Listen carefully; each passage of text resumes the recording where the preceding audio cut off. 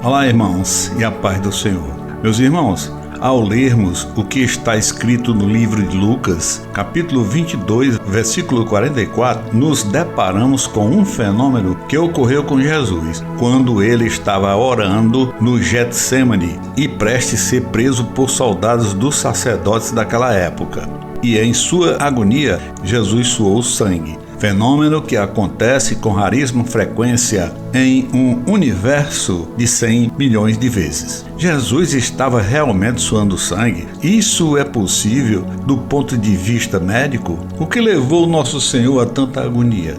Conforme relatos de médicos sobre o assunto, é um fenômeno conhecido por hematidrose. É tão raro, alguns médicos duvidam que existe. Mas na literatura médica aconteceram casos em que pessoas sob extrema pressão sofreram esse fenômeno. Apesar de tratar-se de uma condição médica real, embora rara, que pode afligir alguém em grande sofrimento. Isso certamente descreve a situação de Jesus quando ele estava orando naquele momento de extrema aflição. Aí vem uma pergunta: por que Jesus estava no jardim do Getsêmani? Lucas nos conta como era seu costume. O que era diferente, porém, era o vigor com que Jesus orava. Ele pedia que um cálice fosse afastado dele. Então vem outra pergunta: que cálice é esse?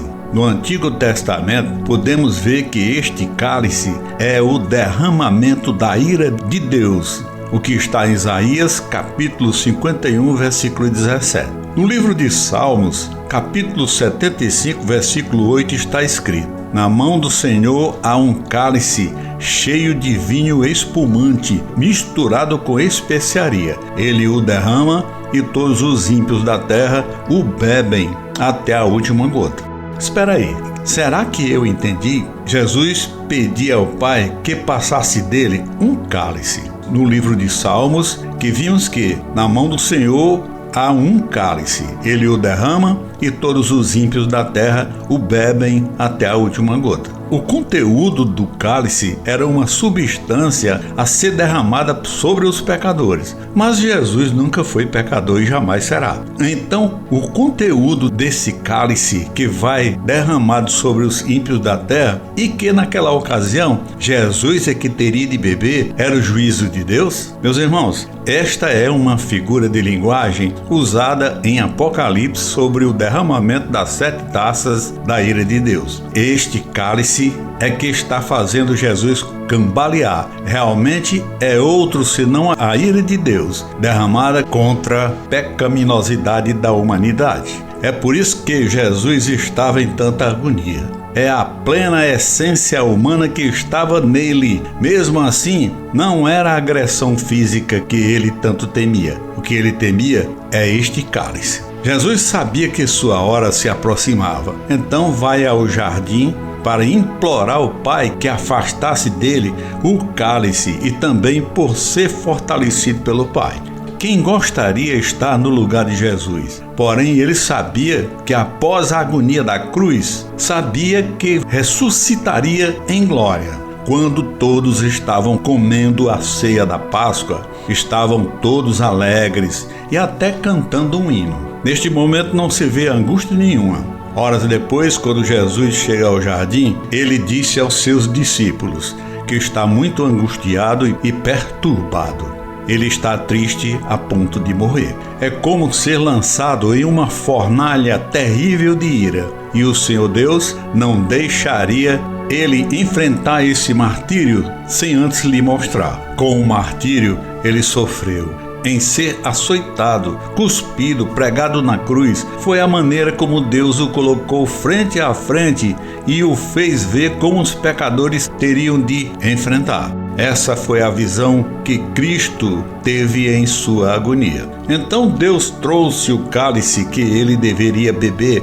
e o colocou diante dele, para que ele pudesse vê-lo completamente, e viu que era antes de tomá-lo e bebê-lo. Neste momento, ele contemplou o pecado de toda a humanidade.